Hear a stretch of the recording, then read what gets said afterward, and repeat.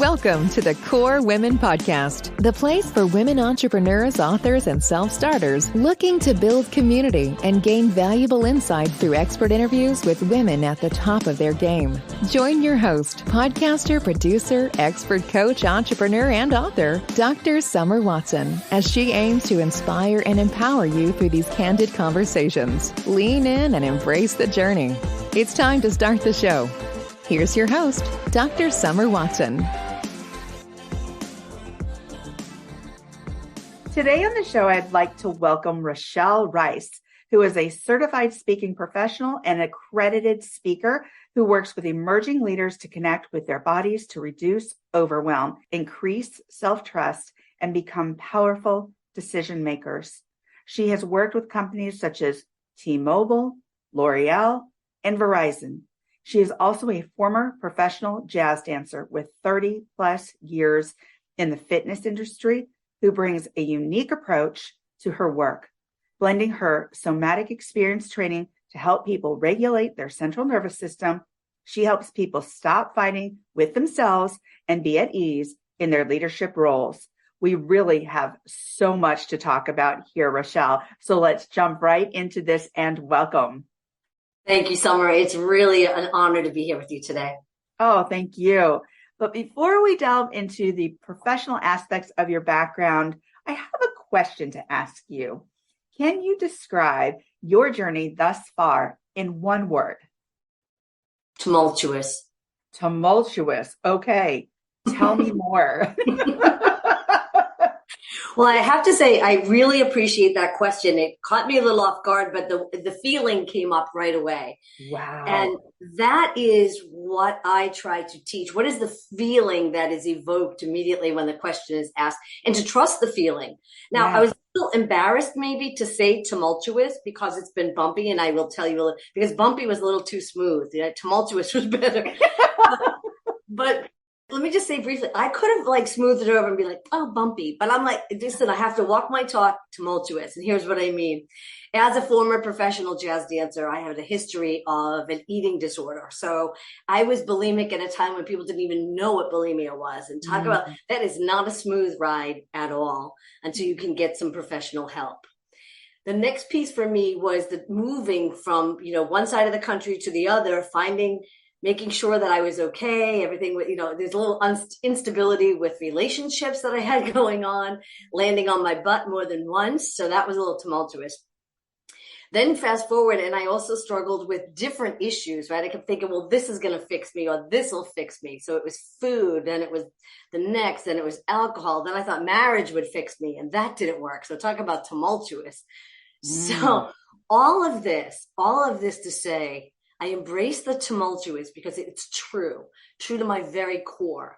And yet I recognize that today I have to be more in alignment within myself and to trust myself, because I didn't get here without the tumultuous, and now we can smooth it out a little bit more. Oh my goodness. I love that. You didn't get here without the tumultuous. And I love the honesty and authenticity there. So thank you so much for just opening up right from the get-go and just getting into this, because honestly, I think that this will resonate with a lot of people because you were able to get back up. Mm-hmm. And that's what is so important, is that although things were tumultuous, and yes, you went through your journey and here you are surviving. And I also love that you connected with that word. And you quickly assessed whether or not you were going to say, am I going to say this? Am I going to put this out there? Or I'm going to smooth this over and just call it bumpy? No, but you put it out there. And I love that. So thank you so much for doing that. Thank you for the safe space to do so. Thank you.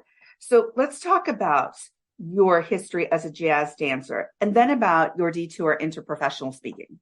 Yes.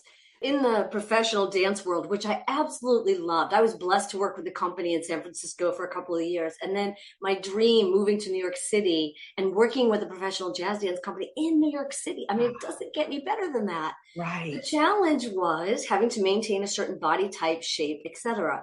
So for me, when you go back to I was overriding all my intuition about, and then trying to fit into this place of a certain size, right? And always trying to be Miss Perfect. So when I moved after the dance profession ended because the company moved to Minneapolis, and I'm sorry, I'm not going to Minneapolis, but anyway, so nothing against Minneapolis. It's really about the cold. It's the cold weather. I can't stand it. Didn't Prince live there? Anyway, so it was an ease at the time to move into the fitness industry. What I didn't see coming was I had someone in my neighborhood say, "How come you only work with the skinny women?" And I was like, "Well, come on in." She was a full-figured woman. I got 8 women together, 8 full-figured women, and I loved my work. I was like, oh my gosh, because it was about how can I help her move gracefully and with ease in the body she's in right now. And I truly devote my work. That's the foundation for me. It's like, you have this gorgeous body right now. How can we help you move it, right? With dignity, respect, grace, no shame, just moving beautifully. I love that. I spent 20 years on the plus size. And during that time, I was speaking in the fitness industry. That's how the speaking career started before I even knew it was a career. Speaking to fitness professionals about size sensitivity, weight stigma, weight bias, being very in the health at every size paradigm, working there. Now it's just from there, like I said, it all kind of rolls together. I work now in this body-based leadership space, which is truly about how we as women, emerging leaders, are using our bodies as a resource, not something that we're fighting with, but as a resource that can inform us every single moment. Oh my gosh, that is powerful. That is really incredible. I love that. And I was going to ask you, tell us more about the body-based leadership and what that is. Can you dive a little deeper into how you work with people in that space? I think the greatest challenge for women, as we know, is we are our own worst enemies. And the truth is, each and every one listening right now will have a moment in her life when she remembers she knew exactly what to do in a specific situation. The question then is, did she do it, or did she override it? So does that make sense, right? Oh, it does. So it's that intuition, it's beyond the emotional intelligence. It's beyond body gestures. It's truly living in the space of what I'm going to call body neutral, a body neutrality, where you don't have to necessarily love or hate your body. You're right in this space of, let's see if we can work together a little bit. So the foundation for me has to do with the feet, the pelvis, and the head. May I talk a little bit about that? Oh, sure. Yes, please. All right. So as women, when we're even in a standing position, a lot of times we tend to be forward on our feet. Right. And especially if anyone's wearing heels, I'm not sure, but any type of heel, we tend to go more into the balls of our feet. Okay. Right. So women, we just have to just shift it back a little bit, kind of pull it back so you're over your ankles. Whether you are in shoes or in bare feet, slippers, it doesn't matter, but have your weight a little more over your ankles. Okay. The other tendency for women is, it's called technically an anterior pelvic tilt. But in layman's terms, I call that the spill out.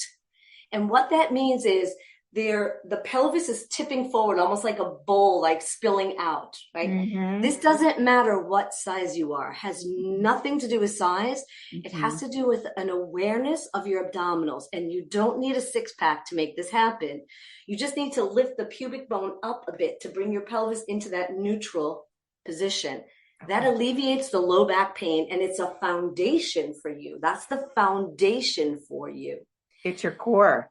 It's the core. I love to think of my bones, think bones on that one. The pelvis, we're so powerful, right? Right. Boom. Yeah. Lastly is the head. Oftentimes, and this is whether we're on screen a lot or just with age or just not being aware, the head, chin tends to thrust forward. Yeah. with an 8 to 10 pound head, you need to draw the chin back. So the head is on top of it. Exactly, right? Right. Right. So now we've lined up, we have a plumb line from your earlobe through the shoulder, through your hip, through your ankle. And that should be one plumb line, one straight line, earlobe, shoulder, hip, ankle. What that does is it pulls you back into your physical body where you are almost, and I want to say sitting back because it's active also, but you are in this place of being fully in charge of here's who I am. I am so grounded and completely into the earth right now. I can handle anything that comes my way. Wow. I love that. Thank you. This is a fantastic interview because I'm learning so much in just a matter of minutes here. And I haven't been through this with another person on this podcast. So this is fantastic. I love that body-based leadership. So it brings out confidence, balance, literally and physically, a balance. And here's the thing too, Rochelle, as I was growing up, I was an 80s kid, right? And so I was born late 60s, being raised in the 80s. You're saying emerging women leadership. And yet we've been through these cycles, right? Breaking the glass ceiling. And I think part of the problem when as women, and I don't know if it's a problem, but we have been conditioned, right? To sit up, lean forward, make sure we're listening, we're leaning in. And we use these idioms and this verbiage. And we do so because we want to make sure that people are paying attention, that they know that we're paying attention, that we are involved, that we are integrated into what they're saying, that we should be invited to the table. And yet I love what you're saying about this body balance because it also shows power and strength and more importantly, confidence. When you have that, which you said plumb line, right? Yes. And so that is really interesting. And I've never heard that take on it before. But when you start doing that, I'm sure you've seen this evolution in a person where they start feeling more comfortable and more balanced in their body. Is that correct? Yes. And it's interesting what you said about the lean in, right? Yeah. And I just have this feeling, and we can call it maybe in a post-COVID kind of a world, is that the lean in is a little outdated. And here's what I mean. That doesn't mean you can't lean in. Yes, I'll take on that role. Yes, I'm happy to make that presentation. Yes, I'll take whatever the task is for the job if you are trying to continue to elevate yourself. Absolutely. But this physicality, I'm thinking, has got to shift a bit to bring us back in a little bit more to be in our strength and power. Just a clarification. Strength does not mean I'm ready to be combative. That's not what I'm talking about. Right. Just like more of like I know who I am. Right. I am centered and grounded in my body. I am the person you want to choose because for the next, which there may be, upending event we have in our world, I am the one who will be strong and solid. I am the one who will not waver for the next pandemic, the next world challenge, the next, the company, something's happened within the company. I am the one who is strong in my body and I'm displaying it without a combative attitude. Right. I'm the one you want on the team because I'm the one who's going to stay solid. Right. And who's rooted. So thank you for that word, rooted. And I love it because it brought this image of being rooted and knowing where you stand. And yet we always evolve too. So although we were conditioned as women to lean forward and lean in and all of that, I like what you said about it might be a little antiquated at this point, right? Because now we can be more rooted. We can stand in our strength, meaning our confidence, being secure in ourselves, in our bodies. And I love that you talk about the whole body image, the whole body comfort, and using that as your power, as your strength. Because I think a lot of times, again, because of societal norms and conditioning and what we see in magazines and what is portrayed many times, we don't have that level of comfort in our bodies because our body shape isn't what we are seeing continuously on the TV, in magazines, and all these different domains. And so I think that it's something we continue to learn. Even recently, I was watching Hallmark and a commercial for Hallmark, and I was watching certain things, and they were really integrating body image into some of their newer shows. And I was like, interesting. I love it.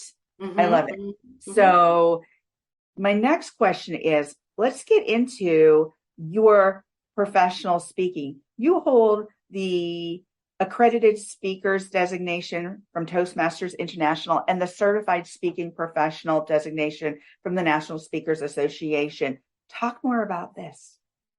Yes, thank you. I'm super proud to be the first woman to have achieved each of these. And I think what's exciting about it, again, it goes into the whole realm of women making strides and achievements. The Toastmaster Accredited Speaker Program has to do with a certain number of paid speeches, submitting a video, and then being judged in front of a live audience. And so that was super exciting to prepare for something like that. First of all, I love putting the structure together of the speeches I've done, the recommendations, the video, and then to be live, to be able to, like I said, shine in my body, and to be able to do a presentation that was, the judges agreed that, yes, I am at the level of a professional speaker. And it was interesting, Summer, just a side note, because I'm a dancer, there's a lot of body movement in my presentations. And it's almost like they didn't know what to do with it. I mean, if anybody watched, perhaps it would be choreographed. But for me, it's like, no, this is who I am. I mean, I didn't say, let's do a gesture. This is who I am, right? So I didn't pirouette, but there was a couple of arabesques maybe. So I love it. Just to make a point, though, I was truly making a point, right? So then the certified speaking professional is from the National Speakers Association, which is a professional speaking organization in North America. And for that also, we had to submit 250 speeches to hit a certain amount of a financial income from the speeches, and then submit a video as well. So that was another process that went through, which again, and I felt like this was for me. I wanted to do this for me. And when you see all those speeches put into an Excel spreadsheet and the financials, and then you have this beautiful video that you submit as a female, and one that just works for me, like the competition within myself and to do better, it was super exciting to achieve this. Oh, that is phenomenal. Wow. I knew I wanted you to talk about that for a reason, because that is strategy. That is goal setting. That is something you are doing and a process you were doing for yourself. And I love it. I absolutely love it. And I love how you broke that down and what that took, because that was a lot. That was a lot of dedication and a lot of focus, but that also correlates with kind of who you are too. And the process that you've learned and been through, and how you've refined that over the years as well. And then you put that into speaking, which I think is phenomenal. So thank you so much for sharing that process with us and what that looked like for you, because that is a heck of a lot of work. But you did something that you loved and enjoyed, so maybe it didn't feel so much like work. You know, what struck me and what touched my heart was the word strategy. And I say that because I think sometimes I have a little bit of a lingering story, very, very faint. It shows up once in a while, not as often as it used to, which is, I was a dancer. You know, what does she know? Very faint, right? So to hear the word strategy, it's just so beautiful on my heart, because it's the structure that I do love, and I love to break it down for people so that they can hear the steps, right? Here's how this goes, or that I can teach it in a way that people can understand. So that word strategy, you're right, that is at my very core and in my heart. So I appreciate you sharing that word. Oh, absolutely. But I like the alignment though, too. The alignment between your history and dance and how you brought that forward and applied that to your speaking career. Yes. And I think that speaks volumes in relation to how we each can apply what we do today to what our goals are in the future. And a lot of times people use that idiom like, oh, you're going to start over, or your new journey begins, or, you know, and it really isn't.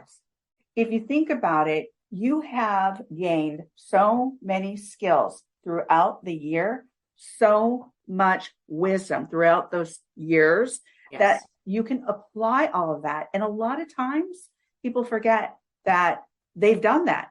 And I say that because having worked with a lot of military as they were careering up and careering out of active duty service, they were lost. And they said, but I don't know what I can do. And I'm like, what do you mean? You have 20 something years, potentially 5 years, 10 years of doing A, B, and C. And that took skills. So let's start writing down those skills that you can apply to your goals, whatever you want to achieve.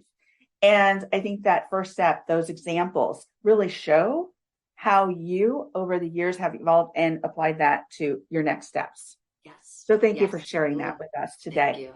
We have covered so much ground here, but I do have 2 more questions. Can you tell us why movement in meetings is essential to the overall health of the work culture and how body-based leadership informs leaders how to move in an ever-changing world? Yes, fantastic. My belief about having the movements in the meetings, especially, like I said, coming out of 2.5 years behind a screen, is to really help people center themselves. And I know people say this, get grounded, get centered. Yes, but in a way that's very team oriented. Okay. So in a hybrid world, especially, we could have some people just coming down in front of the computer that have just dropped their kids off at school or seen them off at the bus. In the office, somebody could have just gotten off public transportation and kind of sliding into their seat like, whew, or terrible traffic on the way to the office, right? We got to have a meeting. So if you look at what's going on, it's almost like a ping pong, right? Bing, bing, bing, bing, bing, bing. Everybody's got different things going on. That's fine. We're human. But adding the movement really pulls a team together. Now, when I say movement, I'm talking 1 to 3 minutes. Right. It could be as simple as a breathing exercise, but it's a culture shift, right? It's a culture shift to say, we're just going to do this so everybody can sort of center a little bit more. And I may have to find even a better word that's a little bit more strategic. But here's the thing. It helps prepare the brain for learning. It really helps. And it sparks creativity, which excites the heck out of me. And I think would excite a company. Right. So my belief is that I would say within 3 to 5 years, we're going to see this as part of our whole culture. The reason the body-based leadership is so important in an ever-changing world is goes back to what I was saying about that we're rooted. I loved, you said rooted, that we stay rooted. There are going to be changes in the future. There's no doubt about it. This is not the first pandemic we might be going through. This is not the first, some of the world changes we're going to be going through. I mean, in our lifetime, we've seen the 9/11 disrupt everything in a big time. We've seen recession issues challenge everything. And now we've seen this pandemic challenge. So we're going to see this again. The body-based leadership approach helps women especially stay rooted, as we said, listening to the wisdom of their body, trusting what is being said, right? Trusting the wisdom of their body, and then moving in that direction, being really true to herself, obviously taking in all the information that the company that may be happening in the company, but then really coming into herself, trusting her self-wisdom and say, yes, this is what we need to do. You know what? I love this model and I love your approach. When you were talking, it struck a memory. And in the 80s, Japanese companies were actually having their employees do exercise during the middle of the day or some time of the day. And I remember this so distinctly because I thought at the time, wow, what an interesting concept to move during your day, to actually have that time.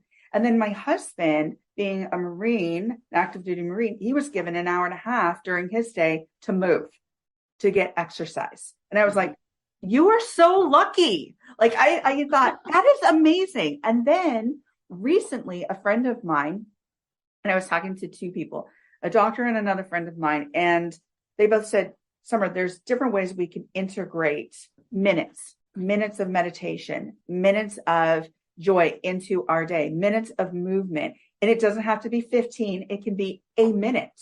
And so a friend of mine started doing these 1-minute meditations. And I said, you know what? I don't have time for a 15-minute meditation during my day, but a 1 minute I can do. And so I started doing them. And I was like, oh my gosh, it feels so good. And when you stop and make that shift, it's both a physical and mental shift. When you stop and then continue on with a movement, a 1-minute movement or a 1-minute meditation, but to make sure that you take that minute one time, multiple times during the day, but it's a minute, and that makes it more consumable. That makes it something that will fit in the middle of your day. And so I love that.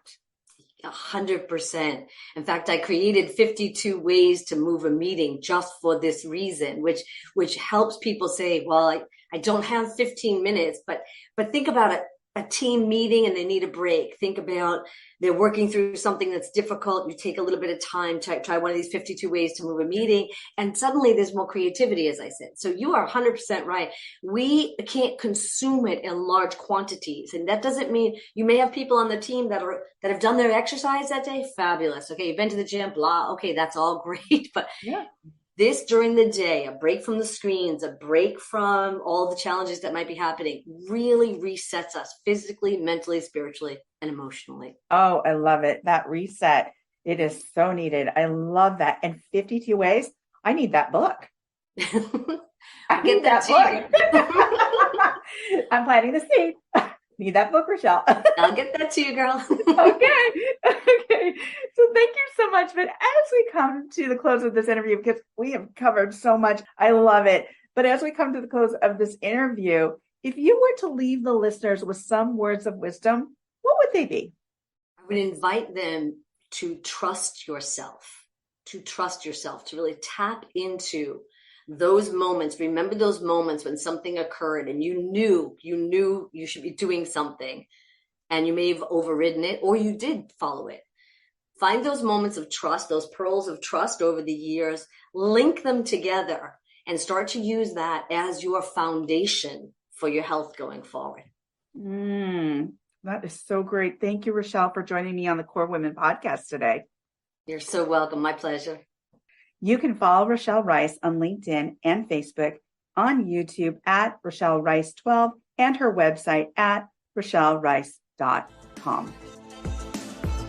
Thank you for joining us on the Core Women podcast with Dr. Summer Watson. We're so glad you're here and would love to connect more with you. Find us on Instagram, Facebook, and YouTube at Core Women, and on Twitter at Core Women 1. For more about Core Women and Dr. Watson, visit corewomen.com. Want more support and resources for amazing women like you? Great! Join Dr. Watson and Jen Fontanilla at the Life, Love, and Money Collective, a Core Women production that aids in understanding the key traits that might be getting in the way of living a life that you are absolutely passionate about. Connect with Summer and Jen and find out more at thelifeloveandmoney.com.